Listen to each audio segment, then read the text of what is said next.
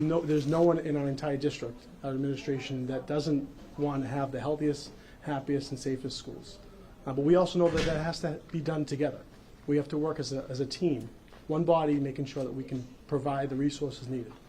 We do know that there have been a few incidents over the last few weeks. One incident is too many, and it's something that we take seriously. We hear all the comments and concerns from our parents, and we take each one of those seriously. So just today, we're working with our entire district to make sure that we work on a plan of corrective action to address the issues at hand, and know that we are going to offer full assurance to our residents and our students, and our faculty and our population that this is a safe school district. And we will continue to monitor and make progress. It is a collaborative effort, and we have nothing but the best resources right behind me. So understand also that actions do have consequences. And when students are dysregulated or they are not able to behave in the proper environment, that we will address those situations as they come in. And we are here to answer your questions, and we have a full support staff behind me as well. So, first question: was a teacher stabbed today or not? We've heard no, and this is the unfortunate part of how quickly news can travel. No teacher was stabbed. No, there were no knives or no weapons. A teacher did get an abrasion on the arm from a locker, and that's unfortunate. That's not acceptable. We're not okay with that. But we did try to corral that. There were media requests, and we vehemently denied that, but it still went out there. And so just about a week ago, or 2 weeks ago, right around Labor Day, when the very first fight we know of happened, the superintendent had sent something out saying about 12 people were reprimanded in some way, whether that meant expulsion or suspension. So clearly there were consequences, and yet it didn't stop another fight from breaking out. So what consequences are you talking about? Right. So the consequences were 9 students were permanently expelled from the school. 12 students were removed from the school, and just today 2 more students have been removed from the school. That doesn't necessarily mean they're going to be permanently removed. There will be disciplinary hearings, and those consequences will be handled. That doesn't make us happy. We're not excited that we have to remove students from school and give them alternative learning lessons. But if that's the message that has to go out to let parents and families know that we expect that students are going to come to school, they're going to want to learn, they're going to want to grow, they're going to want to work together and get the best experience and provide a safe environment for everyone. That's the message we're going to send. Bigger picture, what's the problem here? Why does this keep happening? The big picture is, the unfortunate truth is we know that everyone that went to school and as a young person or an older person, you know that these incidents did happen. We have a very large student population. We have an unbelievable amount of resources that we've been offering for a number of years. It's really about just making sure that we're providing them with the mental health resources that they need, that we're providing with the social workers that they need, and we're providing them with a great educational platform. You're adding more school resource officers, or at least one more. I was just reading in the news release that went out. Can you elaborate on that? Correct. We are going to effectively immediately insert an additional SRO into our school, the high school specifically. We also we're balancing that because we know that we don't want to have this militant force in our school system. That's not going to solve the issue. We had an SRO in the building today. The SRO was within 8 classrooms from where the incident happened. Just because you have police officers at every corner of the street doesn't mean people aren't going to speed through stop signs. We know that. So we need to be able to balance that with mental health services and provide students the resources they truly need to get to the root cause. In these 2 most recent incidents, the one today and the one that happened shortly after Labor Day, people were hurt. Staffers were hurt. We saw a bloody staffer today, a picture of that. We know the assistant principal in the last one.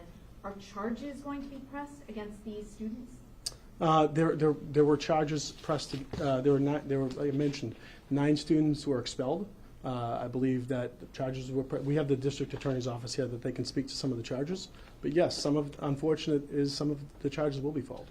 You have another hearing, or excuse me, another negotiation with the teachers union coming up on Monday, they say. We've heard from teachers who say they don't feel safe in the classrooms. What's your message to them, especially going into bargaining on Monday? Well, I'm not going to elaborate too much on the teacher negotiations, but just know that they are going on, and we hope to have harmony in those negotiations and know that both sides want to have a healthy, safe, and happy learning environment. Multiple students told us that these fights stem from race. How true is that? Do you guys know anything? Have you guys looked into that? They said that this was a Colombian versus whites. This incident in particular was a Colombian versus a white, and this was a public race. I cannot confirm that, but I can tell you that we have a majority minority school system, and we embrace every culture that comes in our building. But I do have our superintendent, Dr. Kelly, that would like to offer some words. Sure. I just wanted to again clarify that the issue this morning was between two friends, two kids who are friends, and had an issue with each other. It was a fight, as the mayor said. It's unacceptable. However, I think that the reason we are here right now tonight is because of some of the misinformation that was put out, saying that an employee was stabbed, which certainly would be horrific to all of us. Thankfully, very thankfully, that did not happen, and that was not part of the truth. We've been working very closely with our own social workers and the behavioral health unit from the Revere Police Department to make sure students have the services that they need so that we can try to prevent these situations from happening at all. In this building alone, we have 10 social workers, we have 15 guidance counselors, we have a number of support staff who monitor the halls and make sure kids are where they're supposed to be, when they're supposed to be there. And we're going to continue to increase those resources as we have in recent years. And we also engage with many outside partners, including Big Brother, Big Sister. We work with Mass General's. We have a Mass General clinic right here that does some mental health services for our students. We work with the Bright program and a number of other resources. One of the things that we would really like to add in addition to the 4th SRO that the mayor mentioned is have a curriculum for our advisory program. That our advisory meets 3 days a week for students, and the intention is that they would have a curriculum where they learn how to modulate their emotions, understand how to engage with people without getting violent or abusive. And we have a great curriculum that we're using at some of our middle schools right now. We'd love to see that expanded at the high school level. We're struggling to get teachers on board with that idea. But we think that's one place where we could really leverage helping kids regulate their own social emotional well-being, and that would help prevent some of the issues that we're seeing that are resulting in violence. And I'll pass it over to the chief. Hi, good afternoon. Thank you for coming. Unfortunately, we have another incident that happened today, but all of these incidents are all being addressed appropriately between the school department, the police department, the mayor's office, and other city agencies and city leaders to deal with these problems. So we're going to keep working through it. And, you know, we work with the district attorney's office as well. So they've been in the loop with us, helping us navigate these problems and what direction we're going to take them. And the school department takes their actions. And for the police department, we'll take our actions, whatever is appropriate. But it's all with conjunction with the district attorney's office. So can you answer that about charges? Well, in some instances in the last matter, there was some, you know, charges that were taken out, some administratively for hearings, others folks were arrested, but we really can't talk about it because a lot of the people involved were juveniles. So there's certain protections for them that we're not going to comment about. But even so, not their identification, but just the number of students who were charged or facing charges. Well, is it 9 for sure? And I want to clarify if that's from the previous. That's from the previous incident. From the, it was 12 with the previous. Yeah, with the previous incident, it's up around 12, and it could be a few more. Because also with these charges, we can apply for charges with juveniles, but they get reviewed at the courthouse by the clerk's office. It could be the juvenile clerk or the adult clerk. They're going to review some of the charges and make sure what's appropriate and what's not. And that's where we work as well with the DA's office, and they give us some guidance. And to clarify again, I think you mentioned earlier, 2 students removed today, may not permanently be removed, but that's still, we're working on that. Yeah, we can't comment that because it's still being investigated. Sure. You know, there's a lot of videos, there's a lot of stuff out there, and it'll be investigated and looked at, and we'll determine what action, if any, are going to be taken. Chief, there's a picture that's circulating from the last one that has what may be a student with a weapon in his hand running down the street. Are weapons involved in any of these cases? Were there guns or knives in any of these cases? Well, one of the cases from last week outside, there was the possibility of a knife being shown. Like I said, it's still kind of an ongoing investigation. There's still documents going back and forth between the court. We're still trying to identify people that may have been involved or may have been witnesses. So it's still ongoing and continuing. You guys feel this is the right amount of steps that need to be taken? And so maybe next time, yeah, today nobody was stabbed, but next time there is a fight, somebody may get stabbed, or somebody brings a gun to school. These are the appropriate actions to be taken right now. Yeah, absolutely. Say one more thing on that, sorry. Yeah, excuse me, we'll Yeah, put I Dr. just want Kelly to in. say that one of the things that's phenomenal about Revere in our schools is that our adults have great relationships with our students. And whenever an issue occurs, the kids have no problem coming forward and telling us that they have a concern, or they saw something online, or there's something going on that we need to pay closer attention to. And so I just want to thank our students and encourage them again to always come forward if they ever hear anything like that.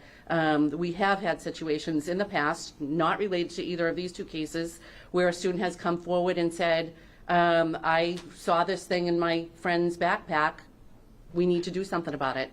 And we've engaged with those families and worked with those students and helped them understand that they're not allowed to bring any kind of a knife into school. I think one of the teachers spoke about that at the city council meeting the other night. And I am thankful that in each of the cases, he represented that there were multiple knives found in the school over the last couple of years, and that is true. And in every one of those cases, another student came forward, told an adult, we checked the backpack, we found the weapon, we spoke to the student and the family, and we took appropriate actions. We've not had an issue, and I hope that we will never have an issue of a student pulling a weapon or using a weapon on another student or on another adult. Superintendent, in these cases, the staffers who were hurt jumped in to break up the fights. Mm-hmm. Is that the right protocol? Is that what they're supposed to be doing? It depends on who the staff member is and what their training is. We have a number of staff members who are have CPI training, which is restraint training, trained to break up incidents and do things like that. I know that when I was a teacher here 30 years ago, I broke up a fight on the second floor outside of my math classroom, and a student actually maced me, believe it or not. Not trying to mace me, trying to mace another student. But this is what we do. We try to de-escalate kids and prevent them from physically harming each other or the adults that are around them. Thank you. Thanks, everyone. One of the major focuses too on what people are looking for is more communication. And we are going to be having a health and safety forum on the 24th at the Learning Commons. You're all welcome to come in, and it will be at 5:30 at night. So we want parents and families to make sure that they understand what the school is doing and what we're going to continue to do. So thank you. What steps are being taken for the teachers as well? Pardon me? The teachers as well, like for instance, those staffers that are getting involved. Is there anything being provided to them, like any mental health, anything like that? Because one of them said they had to go from breaking up the event to going right back to teaching. Who is that? One of the teachers involved. Oh, and that would be their option. There was a teacher today who cut his arm on the locker and he went home. Teachers are always given that option if something's going on, if they want to leave for the day, they can do that. But there's no other, like, anything else provided to them? No mental health checkups? Well, we do have an employee assistance program that's available to all staff throughout the district. And so any teacher who wanted to could have availed themselves of that at any time, whether it's in the heat of a moment or after an incident occurs or at any other time, 24/7. We do make that available to all staff.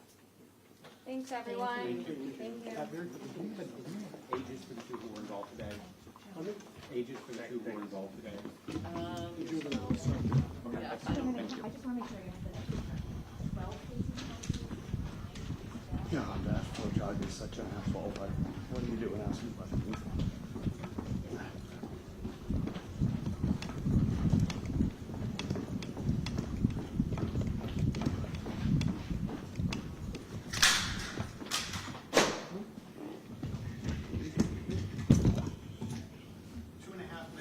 All right, we'll get there.